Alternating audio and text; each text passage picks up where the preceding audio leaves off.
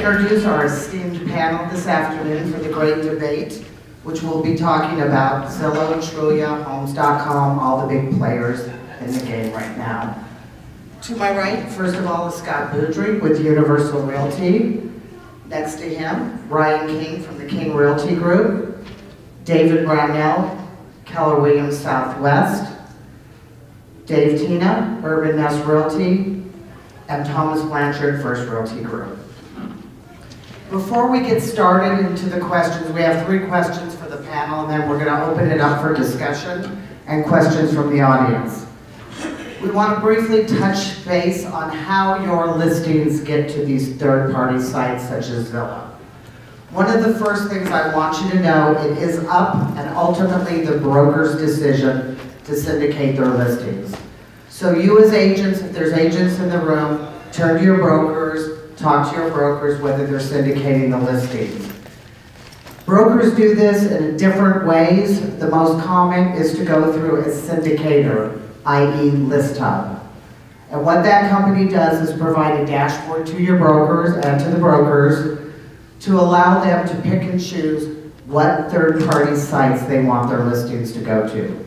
Zillow, Trulia, Homes.com. I believe there's nearly now 80 different publishers on the List Hub site. Another way this is accomplished, some brokers have direct feeds and some franchises have direct feeds. They have gone into separate agreements with the third-party portals to do that. So they actually feed their listings directly to those sites. One of the other things that happens is if you use some virtual tour companies, in the language in the agreement, you're giving them the right to utilize your listing and that data to put on third-party sites. So we do caution you that if you are working with a virtual tour company, that you have someone look over that agreement. So let's get started. Okay, the first question for the panel. First of all, what do you think are the pros and what do you think are the cons of the third-party sites such as Zillow, Trulia, etc.? Scott, why don't we start with you? Thank you, Stephanie. It comes down to this. Statistics show through NAR that 90% of the home search starts on the internet. So I want to market my listings to at least 90% of the buyers out there. That is a pro. With technology growing, internet growing, and more savvy buyers out there, they are going to the internet to search for properties. A con, that is actually a con. The con of that is they are not going to our professional realtor who is working in the market, knows the market, and can help them. Another con to that is there's a lot of third-party sites out there that take the data, manipulate it. It is very inaccurate out there. So in essence, the consumer looks at that data, and when it's wrong, they don't actually look at the site. They actually look at us. And they think that we are the ones that are causing the inaccuracies out there. So to me, that's definitely a con. Well,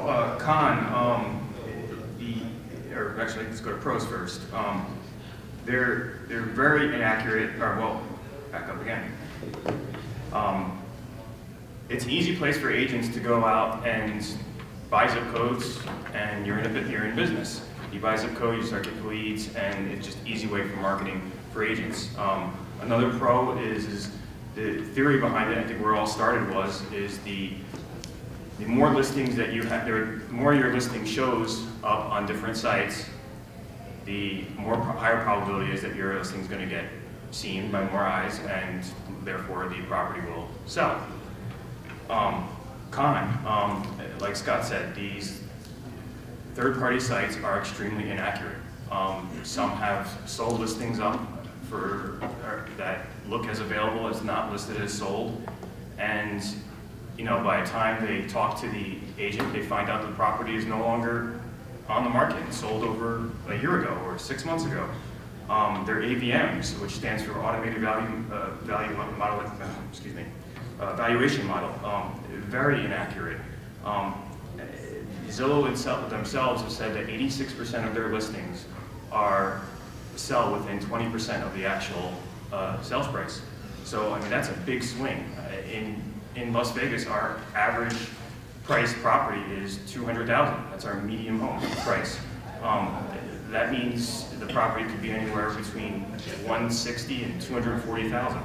I mean, how are you doing your clients a fiduciary duty by allowing your property onto these sites when, if a listing goes on there, you know, you've done the comps, it's listed for $200,000, and their AVM saying it's worth $160,000. David? Sure. Well, I think the pros are, it depends on who you are. It depends on who you are in the real estate process to determine the pros and the cons related to these sites. If you're a real estate agent that doesn't have an internet lead generation website, these third-party syndicators are a great place to go put some of your funds, and you start receiving internet leads right away. And so without a website, without any knowledge about how to drive leads to a website, there's now an outsourced company that will do that for you. The hard part about that is that, of course, we became accustomed as realtors to enjoying the lead generation components that came to us from the internet when there were no real competitors out there. And Zillow and Trulia and Homes.com, and for that matter, Realtor.com, are new competitors to our individual website business models to attract leads. That may force us to shift the way that, because, well, there was no rule that said they couldn't come into that competition, and they had a lot more money than we did, and they've spent, as individual agents, they've spent a lot of money to get those consumer eyes. When 70 million unique visitors are going every month to the largest syndication website out there, that should get our attention and force us, as realtors, not to stop complaining, but to start thinking about how do we adapt our business model, how do we adapt our value proposition to stay relevant. So I think we can take the con and turn it into a pro if we just think about it like travel agents that are still in existence did years ago, when Travelocity and some of the other sites that we thought would cripple the travel agent industry came about, and it's still a viable, very thriving industry. I'll talk a little bit more about that as we go on today. I completely agree with you. Besides some of the things my colleagues have said, I think we're not taking into account one of the pros is Zillow is dumping a ton of money into our industry. I mean, they're bringing real estate even more into the forefront of a lot of people's lives, and I think we discount that. It also levels the playing field for all brokerages and all customers. And more knowledge and data that the client has, I think, is a good thing. Transparency is, we need that in our industry. Unfortunately, we have a bad rep right there above used car sales. And so the more they know, the more they feel comfortable, the more they use a realtor. So I think that's a good thing. And one of the cons, I agree with David, is we can bring into a pro, is this estimate. As inaccurate as it normally is, it's an opportunity to show how much we know about our local industry. We could use it as an opportunity to say real estate is local, and here are the differences, here are the reasons why you should use us. Yes, use Zillow to find houses, but use us to actually do the transaction. Scott said 90% of people start their search on the internet, which is a reality we deal with, but 97% of people use a realtor to do the transaction. So the relevancy is still there. I'll make it real simple. The pro is it's changed the relationship that we have with home buyers. The con is changed the relationship we have with our home buyers. Level the playing field, 90%, look it up on the internet.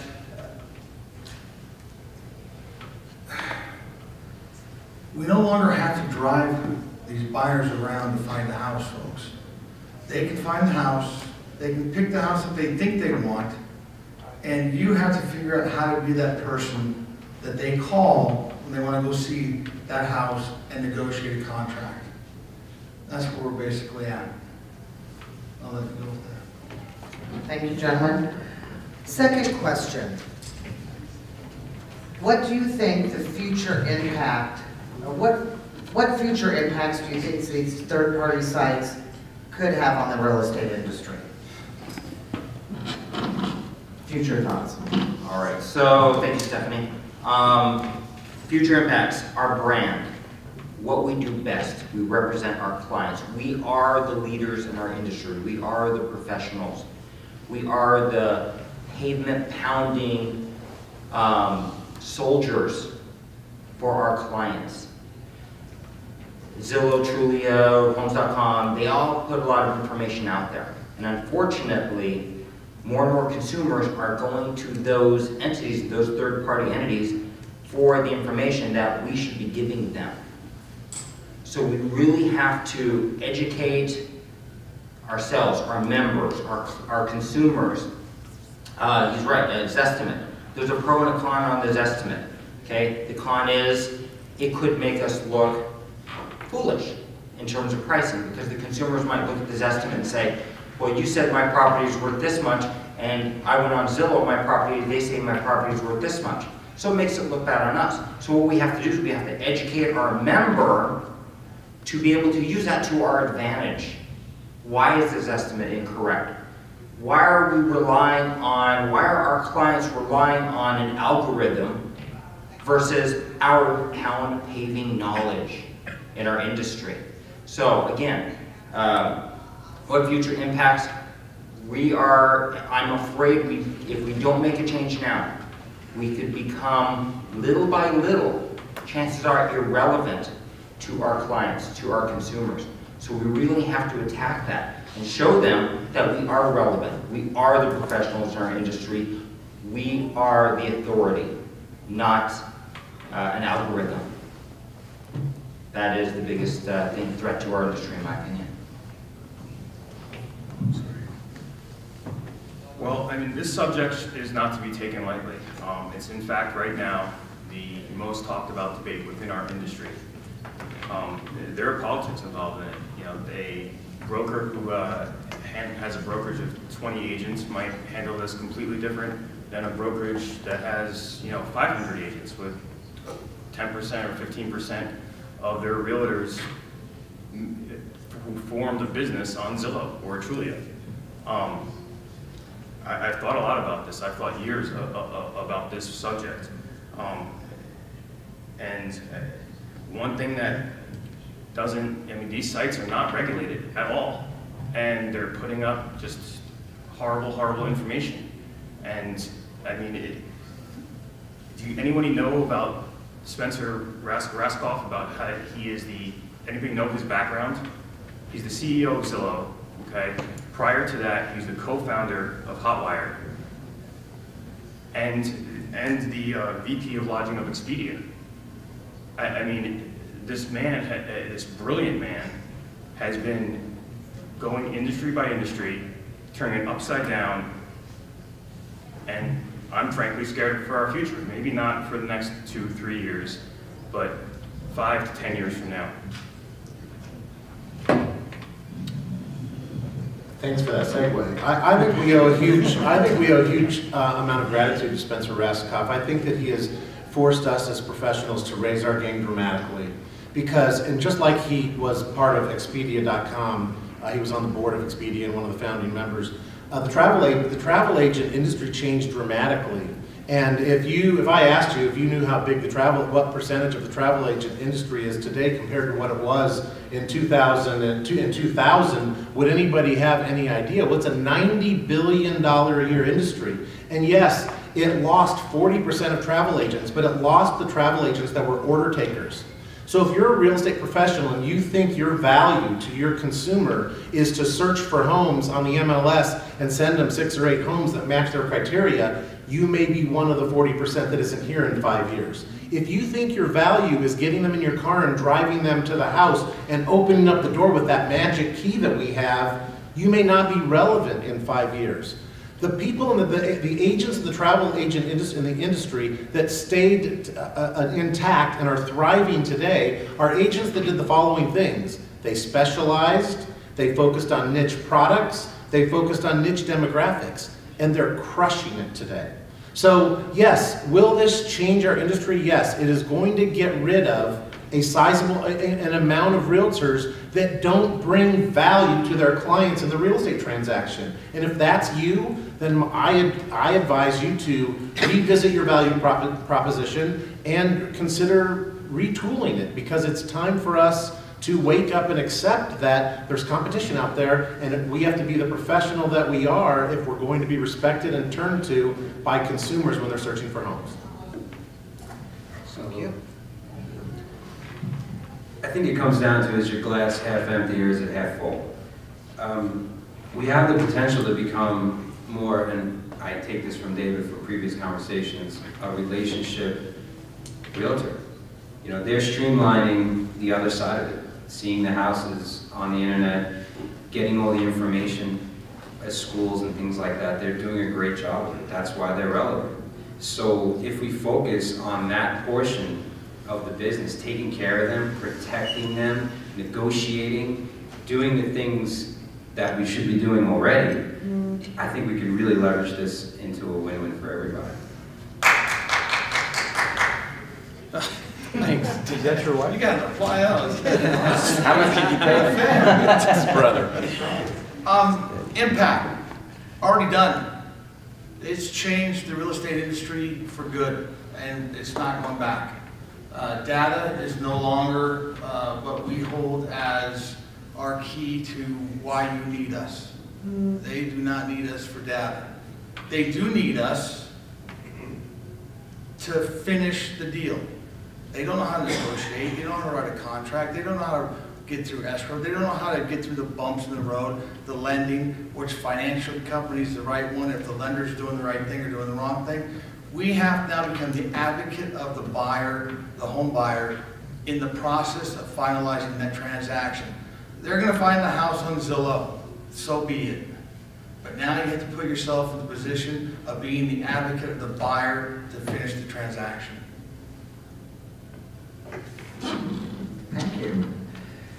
What steps would you take or are you currently taking to keep the realtor relevant and centering the transaction? Take your board member hat off. It's hard to take it off. Something that I've been passionate about is education, technology, educating our members. It's a multifaceted plan. It's tiers. It's not just my plan. It's a plan that I share with many others, including Keith Lanning in the back, and these individuals up here, which I value. We have to bring it back to, we have to educate our members. We have to educate our members and teach them that we are the professionals. We are not just using that magic key to open up a door. We're not just letting them go to Zillow and find the property and waiting for them to call us. It's a lot more than that. We are not just salespeople, we're consultants, we're counselors, we're advocates. Our position is multifaceted, many different levels. We have to be there for them 100% of the time. Consumer-based website for the association, that's a must. We must, we must have a face to our association. We must have a face that our consumers can go to where they know it's accurate. They know, our members know that our association is not going to go ahead and resell those leads to another member. It's going to go to that member. It's going to go to that brokerage. That is just one of the very first steps. And it's all, again, an education, okay? We're not waiting for that magic carpet ride, okay? If you want it, you have to go out there and get it. You have to make it happen.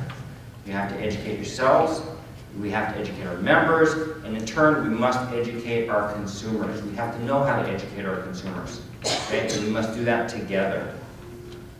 Right.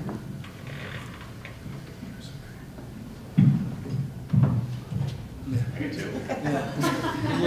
Too my kind of guy.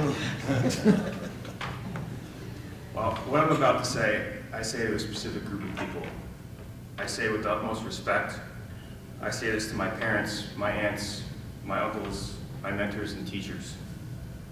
It's the people who have built this industry, the people who have preserved this industry, the baby boomer generation. And I want you to understand that we're being taken out of the playing field and we're being put into the dugout. and we need to stay relevant. A series of steps that I have here is, oh, excuse me, you know, there are a lot of people who think that it's too late. You know, the genie's out of the bottle. They don't need our data. They in fact do need our data. Okay, every time we put a listing in to the MLS, it goes through ListHub into Zillow or Trulia, should the broker choose that, automatically. They need our data to stay relevant. Okay, we are still the engine that drives these websites. What we really need to do is first educate our realtors. I mean, that's why we're here. That's why we're all sitting right here right now talking about this and trying to educate everyone, okay? Like Scott said, we need our own consumer-facing website. We have to be the ones who are putting out the information and being a delivery of the information. In order to be able to pull out and fight against these sites, if that's the path we chose, we have to replace them, and we have to do it better than them, and we have to market better than them. Then once they're replaced, then at that point, we can take steps to pull out the ListHub, get the brokers to stop sending their feed directly to Zillow or Trulia or whatever sites. And then at that point, you know, we can, at that point, if sellers want their listings still on these websites, let them upload it manually. Treat them like Craigslist.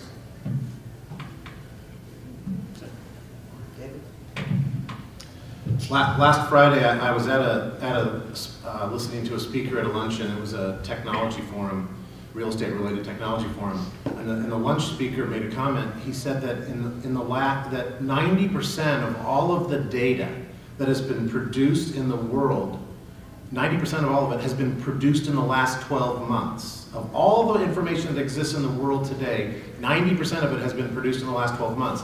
And we'll reproduce another 90% in the next 12 months. Information and data is rampant. And we are no longer the, quote, information age. I think we've shifted, and to kind of dovetail with what Tom said a few minutes ago, into the relationship age. I think that the realtor stays relevant by becoming the filter for the consumer that is overwhelmed with all of the information. We can interpret the information differently than they can, and because you know how to interpret it, because we know how to interpret it, we must assume, or we get ourselves caught up assuming that they must be able to interpret and filter it in the same way we can. They cannot. Your value becomes your willingness and your strengths as an information filter of all the data the consumer gets, and building the relationship at that stage of the equation, not at the information seeking stage where we once before used to begin that relationship building. Jim Abbott, who a small boutique broker in San Diego, owns a firm called Abbott Realty Group, and if you get a chance to YouTube Jim Abbott and ARG, go watch his 10-minute video, which was put up a few days ago. Abbott Realty Group made a decision last week to pull all of their listings as a real estate firm from Zillow, Trulia, Realtor.com, and Homes.com. And Jim Abbott talked about that for 10 minutes and how Zillow reacted and all of the fallout and what happened, and I'm proud of what we did, and it's not really affected our market. But one comment he said at the end of his presentation, he said, technology has never in the past, nor will it ever in the future, eclipse the relationship between the realtor professional and the consumer. And that relationship is where your value is, and that's where you need to start thinking going forward, and we'll all be just fine as we move forward with some of these companies like Zillow and Trulia and Realtor.com.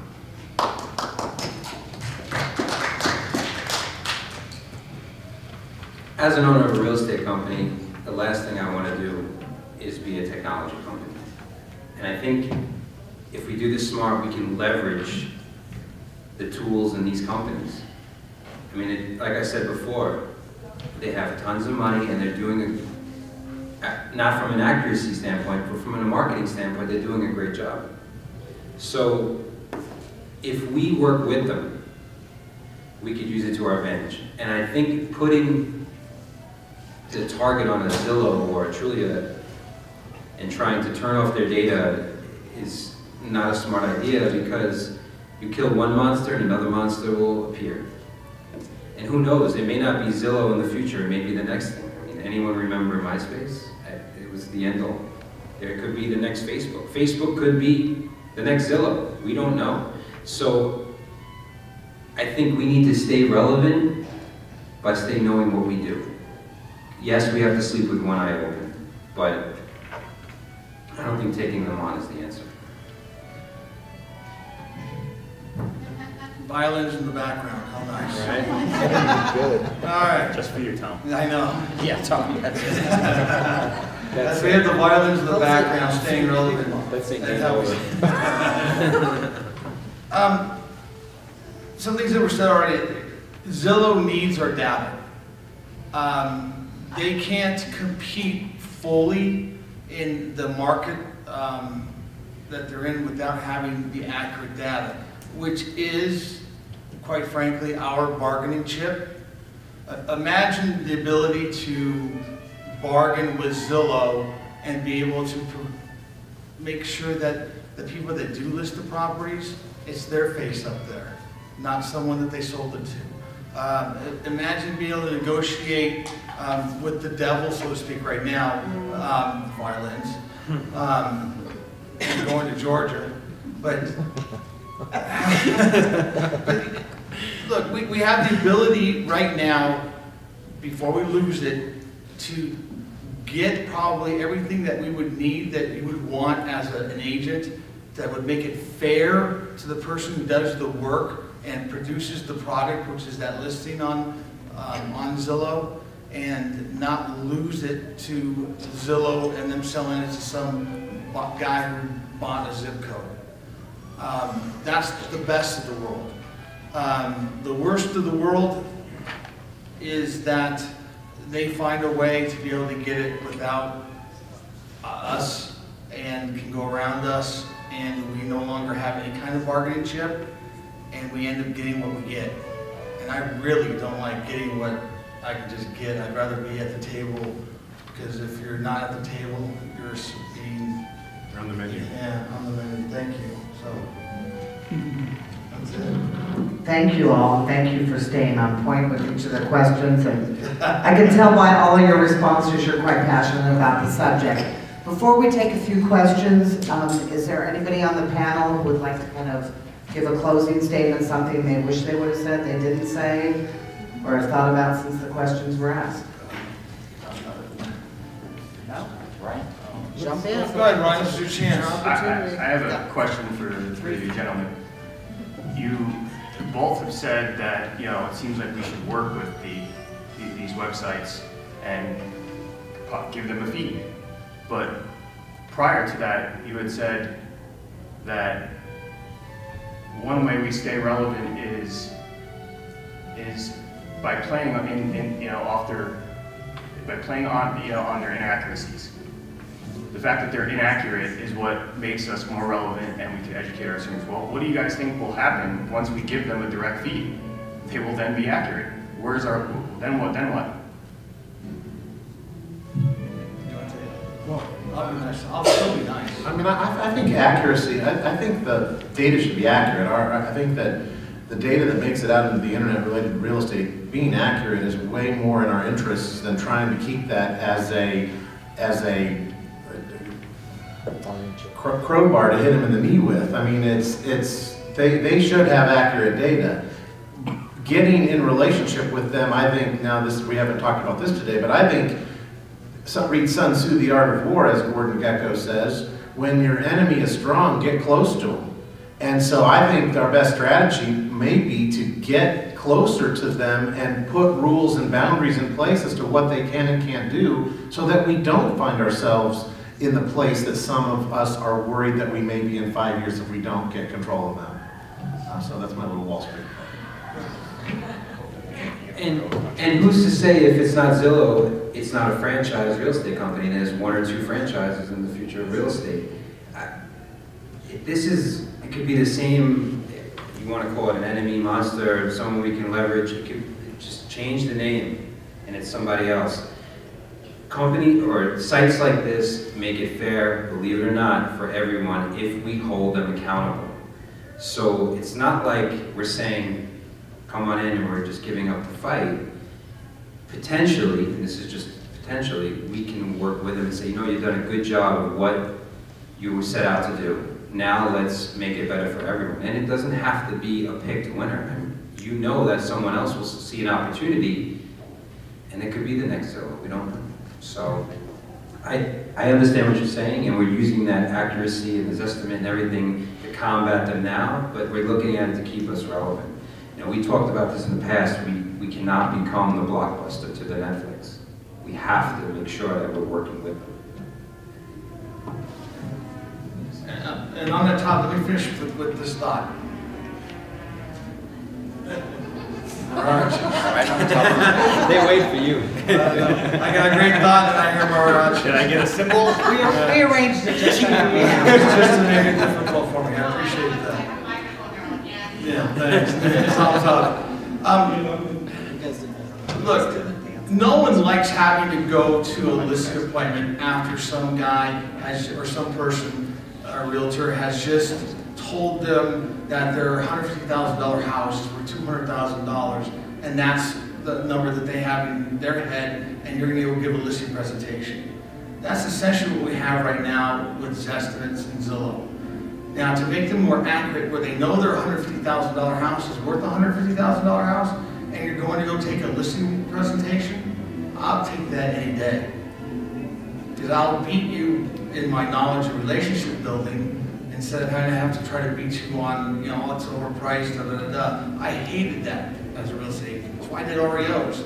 I mean, I hated sitting across from somebody saying, I'm sorry, but your castle is not quite a castle, it's still just a little casa or a casita.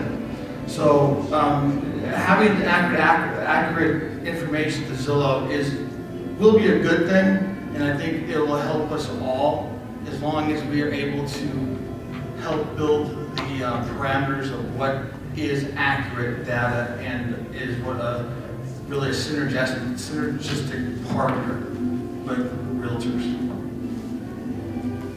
Great. So does anybody have any questions, comments, viewpoints on the subject of syndication and Zillow? I think that as a new kid on the block, Zillow was a good tool to non-abrasively have buyers and sellers look at the market. However, now what they're trying to do is dominate, take over, and eventually create their own brokerages, which will end up being subpar, just like the information that they're providing. And I mean, like this estimates, everything, it's inaccurate. And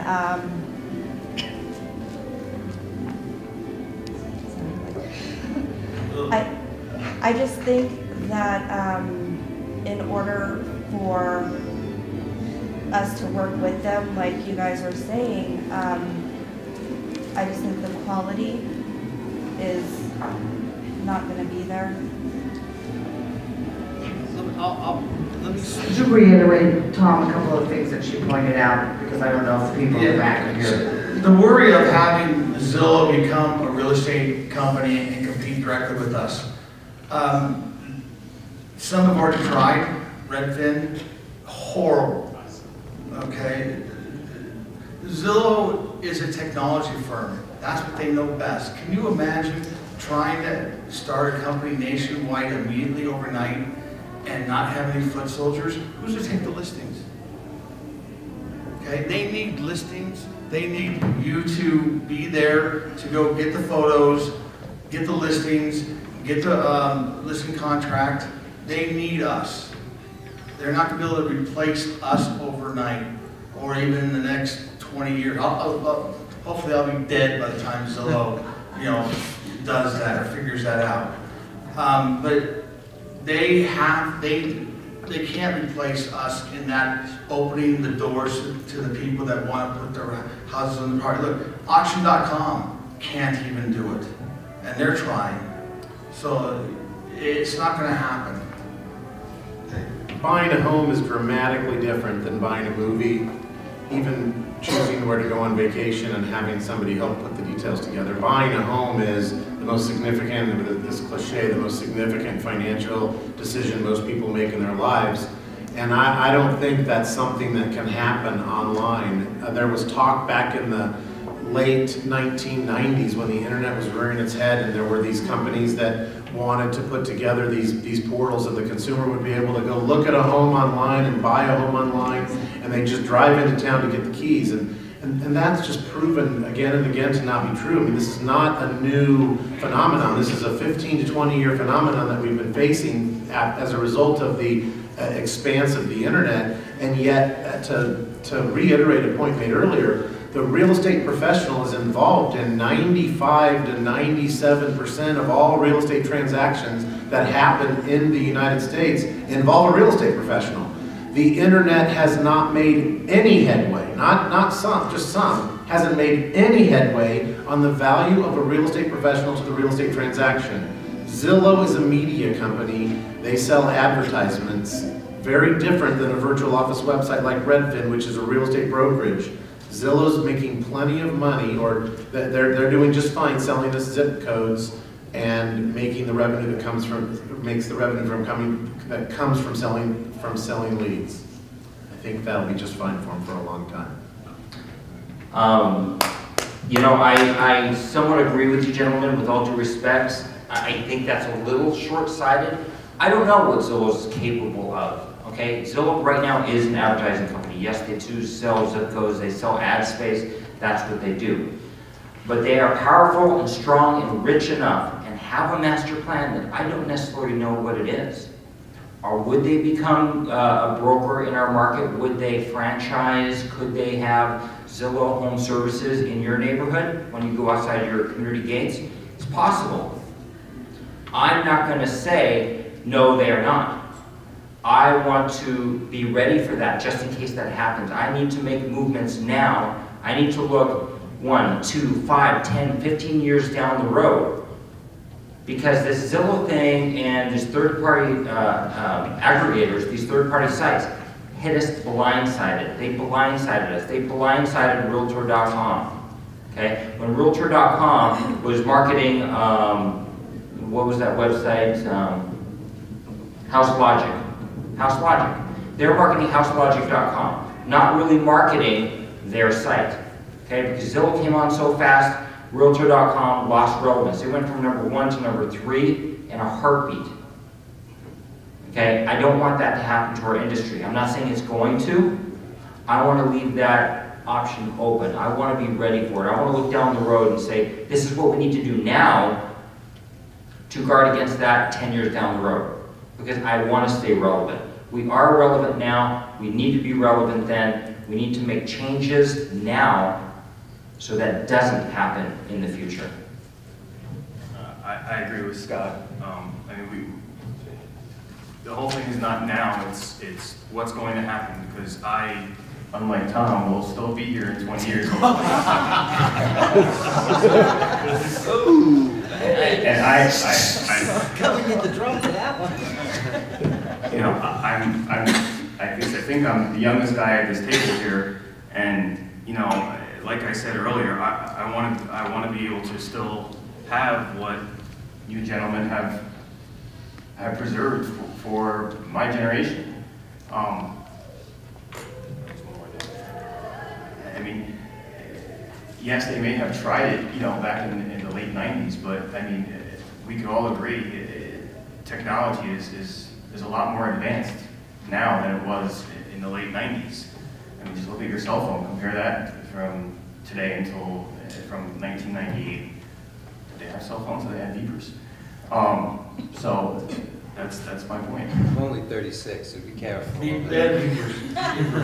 then, Well, me and Dave. Then let's, I don't know how much That's Scott, sorry. Let's take it to this point, that we should right now be completely afraid of, did I get cut off probably? No. Yeah, you cut off. There we go. Of Berkshire Hathaway. Okay, richest man can replace Zillow immediately, so what's the difference? They can have their own feed, they can have their own website tomorrow that can compete with Zillow and do exactly what you're worried about Zillow doing. And get the funds to be able to do it. But it doesn't make financial sense to push it that way. If you're a technology company on the internet, dude, you're a technology company on the internet, you don't want to be a broker. Hell, I don't want to be a broker sometimes. You know, it's not the easiest thing in the world. But being able to run computerized systems that automatically churn out dollars is a great deal, and that's where they're going to be. That's, I think, where they're going to stay. And if we get in bed with them now and can get the rules and regulations of how we're going to compete together or strategically partner together now, when we have the ability to bargain, we'll be okay. If we miss it, then we won't, and we won't have any say in who comes to town.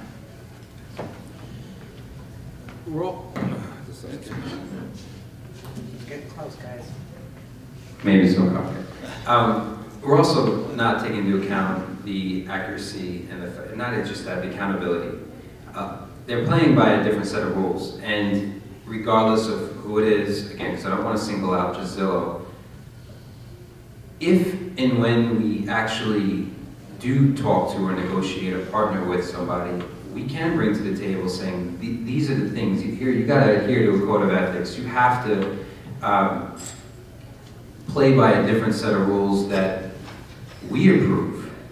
So rather than them devaluing our industry, we can bring them up to our level. So it's not just a money thing and protecting our data, and it's our ball, and if you don't want to play our way, we're leaving the playground. It's also about keeping our industry protected, and that's the level, the standards higher.